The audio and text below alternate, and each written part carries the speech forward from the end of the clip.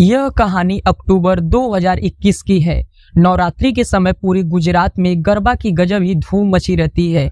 2021 में भी ऐसा ही माहौल था। 10 से 11 अक्टूबर की दरमियानी रात गुजरात के बड़ोदरा की रहने वाली एक 36 साल की महिला अपनी 6 साल की बेटी के साथ गरबा खेलने के लिए पास के ग्राउंड में जाती है और आधी रात को जब वह वापस आती है तो अचानक माँ बेटी की तबीयत खराब हो जाती है और अस्पताल जाते जाते दोनों की सांसें थम जाती हैं। इस खबर से हर कोई शॉक रह जाता है कि जब माँ बेटी बड़े मजे से गरबे खेल रही थी तो अचानक से उनकी मौत कैसे हो सकती है। पुलिस भी इसी सवाल का जवाब को तलाशने के लिए केस की जांच शुरू करती है। अब जांच में आगे जो खुलासा होता है उसे जानकर हर किसी के पैरों तले जमीन खिसक जाती है। पूरी सच्चाई यकीन से परे थी। तो आखिर इस माँ बेटी की मौत की वजह क्या थी और इन दोनों की मौत का गरबा कनेक्शन क्या था, इन दोनों का कातिल कौन था, चलिए जानते हैं सब कुछ सिलसिलेवार तरीके से इस वीडियो में। कहानी में आगे बढ़ने से पहले अगर आपने अभी तक हमारे चैनल को सब्सक्राइब नहीं किया है तो जल्दी से चैनल को सब्सक्राइब कर लीजिए। दोस्तों, जैसा कि हमने बताया, यह कहानी गुजरात के बड़ोदरा शहर की है। इसी शहर में तेजस पटेल नाम का एक व्यक्ति अपनी 36 साल की पत्नी शोभना पटेल और 6 साल की बेटी काव्या के साथ रहता था। तेजस पटेल और शोभना की शादी कुछ साल पहले ही हुई थी। शोभना कुछ साल तक तो तेजस के साथ ससुराल में ही रहती थी। हालांकि कुछ समय बाद ही किसी बात को लेकर परिवार में कड़वाहट बढ़ने लगती है। एक समय बाद यह कड़वाहट इतनी बढ़ जाती है कि शोभना अपने पति तेजस पटेल के साथ वापस अपने माता पिता के घर आ जाती है और यहीं पर रहने लगती है। पिछले 5 साल से तेजस अपनी पत्नी के साथ अपने ससुराल में ही रह रहा था। शोभना और तेजस की एक 6 साल की काव्या नाम की बेटी भी थी जो इन लोगों के साथ ही रह रही थी।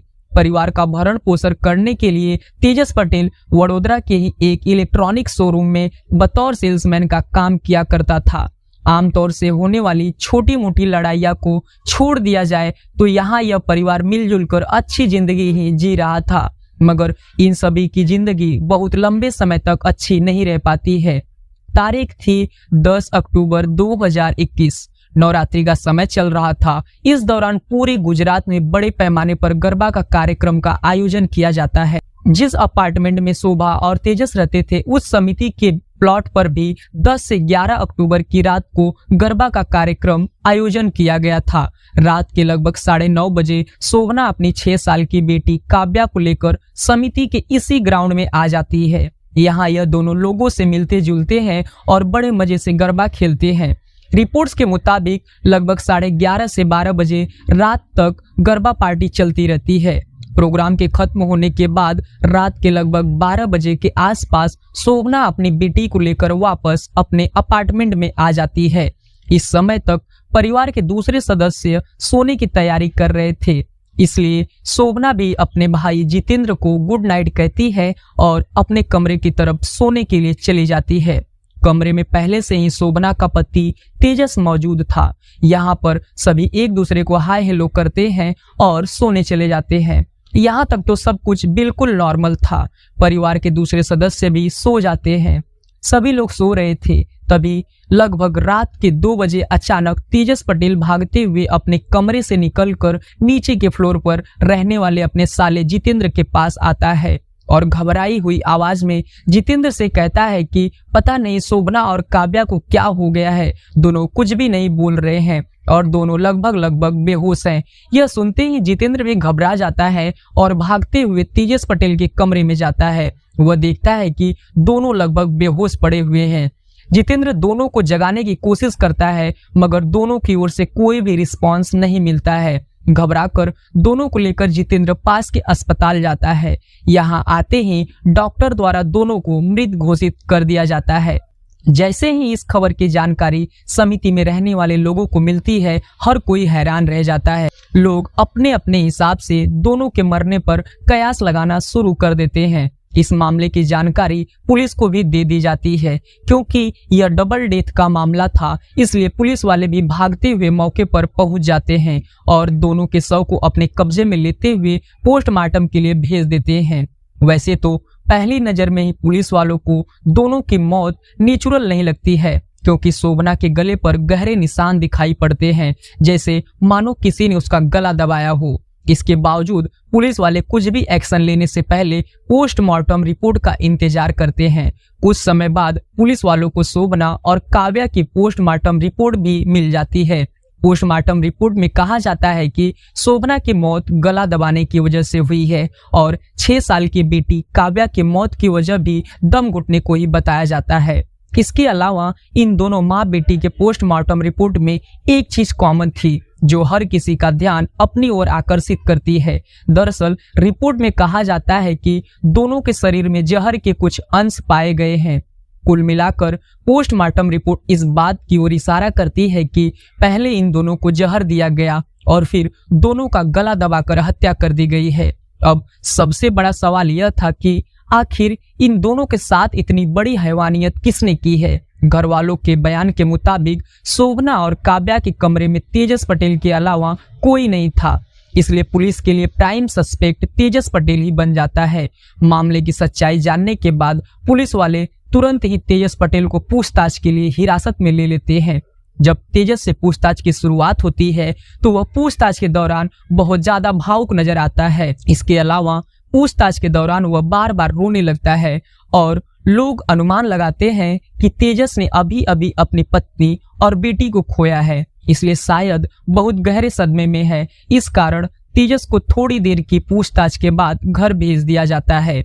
पूछताछ में पुलिस को वह बस इतना ही कहता है कि मुझे नहीं पता कि इन दोनों की मौत कैसे हुई है, क्योंकि जब यह दोनों गरबा खेलकर वापस आए तो हम सभी सो गए थे। फिर अचानक जब मेरी नींद रात के लगभग 2 बजे खुलती है और जब मैं इन दोनों को उठाने की कोशिश किया तो इन दोनों की ओर से किसी भी तरीके का रिस्पॉन्स नहीं मिला। अब तेजस पटेल को भले ही पुलिस ने छोड़ दिया था, मगर अब भी वह पुलिस के लिए प्राइम सस्पेक्ट था। मगर हालात की गंभीरता को देखते हुए पुलिस जल्दबाजी नहीं कर रही थी। अब पुलिस वाले तेजस पटेल के घर की छानबीन करने का फैसला करते हैं। घर में तलाशी के दौरान जब पुलिस वाले छत पर जाते हैं तो उन्हें छत पर कचरे के बीच चूहे मारने की दवा का खाली डब्बा दिखाई देता है। कचरे में चूहे मारने की दवाई के डब्बे का मिलना इत्तेफाक नहीं था, क्योंकि पोस्टमार्टम रिपोर्ट में भी शोभना और काव्या के शरीर से चूहे मारने की दवा का ही सैंपल बरामद किया गया था। अब पुलिस वालों को पक्का यकीन होने लगता है कि इन दोनों की हत्या के पीछे शायद तेजस पटेल का ही हाथ है और वह बस पुलिस वालों के सामने इमोशनल बनकर नाटक करने की कोशिश कर रहा है। फिर भी पुलिस वाले कुछ भी एक्शन लेने से पहले तेजस पटेल का मोबाइल फोन अपने कब्जे में ले लेते हैं और उसे फॉरेंसिक जांच के लिए भी भेज दिया जाता है। मोबाइल से पुलिस वालों को इस केस में बहुत बड़ा ब्रेक थ्रू मिलता है। दरअसल जब पुलिस वाले तेजस पटेल का मोबाइल खंगालते हैं तो पता चलता है कि पिछले 1 हफ्ते से तेजस इंटरनेट पर हत्या करने के तरीकों के बारे में सर्च कर रहा था। उसने गूगल और यूट्यूब पर red killer, which are the types of the poison, how to give death इत्यादि जैसी जानकारियां सर्च की थी। उसने इंटरनेट पर यह भी सर्च किया था कि किसी को तकिए की मदद से कैसे मारे। यह जानकारी सामने आने के बाद पुलिस वाले तुरंत तेजस पटेल को अपनी हिरासत में ले लेते हैं और इस बार पुलिस वाले अपने तरीके से उससे पूछताछ शुरू करते हैं। पूछताछ के दौरान एक बार फिर से तेजस इमोशनल बनने का नाटक करने लगता है, मगर इस बार पुलिस वाले उसकी चालाकी को समझ जाते हैं और बिना कोई सहानुभूति दिखाए हुए कड़ाई के साथ उससे पूछताछ जारी रखते हैं। तेजस पूछताछ के दौरान बार बार एक ही बात दोहराता रहता है कि मुझे नहीं पता कि इन दोनों की मौत कैसे हुई है। मगर जब पुलिस वाले छत पर मिले चूहे मारने की दवा के डिब्बे और गूगल पर चूहे मारने की दवा से इंसान को मारने के तरीके के बारे में सर्च किए जाने के बारे में तेजस से पूछते हैं तो तेजस कुछ भी सटीक जवाब नहीं देता है। पुलिस वाले बार बार तेजस से उसके इंटरनेट सर्च हिस्ट्री के बारे में ही पूछते रहते हैं। आखिरकार एक समय बाद पुलिस वालों के सामने तेजस सच स्वीकार करना शुरू कर देता है। वह एक्सेप्ट कर लेता है कि उसी ने अपनी पत्नी शोभना और 6 साल की बेटी काव्या की हत्या की है। पूछताछ के दौरान तेजस पुलिस वालों को बताता है कि इंटरनेट पर सर्च करने के दौरान उसे पता चलता है कि चूहे मारने की दवा का इस्तेमाल करके इंसानों की जान ली जा सकती है।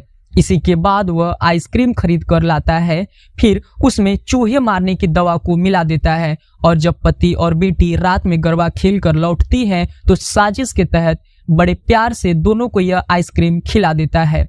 फिर तीनों बड़े आराम से सो जाते हैं। पुलिस के सामने किए गए खुलासे के मुताबिक रात के लगभग 1 बजे अचानक शोभना जोर जोर से हिचकी लेने लगती है। तेजस को लग रहा था कि आइसक्रीम खाकर दोनों बड़े आराम से मर जाएंगे, मगर ऐसा नहीं होता है। शोभना की हिचकी की वजह से तेजस की नींद खुल जाती है तो वह देखता है कि शोभना लगभग बेहोश है और जोर जोर से हिचकी ले रही है। तेजस को लगने लगता है कि शायद चूहे मारने की दवा का ज्यादा असर नहीं हुआ है, इसलिए वह तुरंत ही दुपट्टे से शोभना का गला जोर से दबा देता है और तब तक दबाए रहता है जब तक कि उसकी सांसें नहीं थम जाती। पत्नी को मारने के बाद तेजस पास में ही सो रही बेटी काव्या का भी मुंह तकिया से जोर से दबा देता है और उसकी भी सांस थमने तक तकिया उसके मुंह पर दबाए रखता है। दोनों की हत्या करने के बाद लगभग 1 घंटे तक बेटी और पत्नी के शव के बगल में ही तेजस बैठा रहता है और फिर लगभग 2 बजे चिल्लाते हुए नीचे अपने साले यानी शोभना के भाई जितेंद्र के पास जाता है और उसे अपनी बनी बनाई कहानी सुनाना शुरू कर देता है। जब पुलिस वाले तेजस से दोनों की हत्या के पीछे के कारण के बारे में पूछते हैं तो तेजस बताता है कि दरअसल पिछले कई साल से उसकी पत्नी और उसके परिवार वालों के बीच कुछ बातों को लेकर झगड़ा चल रहा था। इसी कारण वह ससुराल में भी नहीं रह रही थी। दूसरी तरफ पत्नी के रिक्वेस्ट पर ही तेजस अपने ससुराल में पिछले 5 साल से रह रहा था, मगर ससुराल में लगातार रहना तेजस को अच्छा नहीं लग रहा था। इस बारे में वह कई बार अपनी पत्नी से बात भी करता है, मगर पत्नी वापस अपने ससुराल जाने के लिए रेडी नहीं होती है। तेजस के मुताबिक इन्हीं सब बातों से तंग आकर उसने अपनी पत्नी की हत्या कर दी। जब उससे पूछा जाता है कि आखिर तुम्हारी 6 साल की बेटी ने तुम्हारा क्या बिगाड़ा था कि तुमने उसका भी हत्या कर दी, इस पर तेजस जवाब देता है कि मैं अपनी बेटी की हत्या बस इसलिए कर दी कि कल बड़ी होकर वह अपनी माँ के बारे में मुझे कोई सवाल ना करे। तेजस पुलिस के सामने बयान देता है कि अगर मैं अपनी बेटी को जिंदा छोड़ देता तो एक ना एक दिन उसे यह बात पता चल ही जाती कि मैंने ही अपनी पत्नी यानी उसकी माँ की हत्या की है। फिर वह मुझसे नफरत करने लगती और मैं नहीं चाहता था कि मेरी बेटी मुझसे नफरत करे। मैं अपने लिए अपनी बेटी की आंखों में नफरत नहीं देख सकता था, बस मैंने इसीलिए उस जान ले ली। इस खुलासे के बाद पुलिस वाले तेजस पटेल को गिरफ्तार कर लेते हैं। हत्या की विभिन्न धाराओं के तहत मामला दर्ज करते हुए पुलिस वाले अपनी जांच और आगे बढ़ाते हैं। जब इस मामले में जांच आगे बढ़ती है तो एक और चौंका देने वाला खुलासा होता है। दरअसल पुलिस वालों को जांच पड़ताल के दौरान पता चलता है कि जिस शोरूम में तेजस काम किया करता था वहां एक लड़की भी काम करती थी। पिछले कई महीनों से तेजस इस लड़की के पीछे हाथ धोकर पड़ा हुआ था। उसने लड़की को कई बार प्रपोज भी किया था, मगर लड़की ने मना कर दिया था। बात यहाँ तक बढ़ गई थी कि लड़की ने अपने भाई को तेजस के बारे में बता देती है और उसका भाई भी तेजस से दूर रहने के लिए उसको हिदायत दी थी। खुलासे के मुताबिक इस रिजेक्शन की वजह से तेजस और ज्यादा तनाव में रहने लगा था। इसके बाद उसने अपनी बेटी और पत्नी को खत्म करने का फैसला किया था।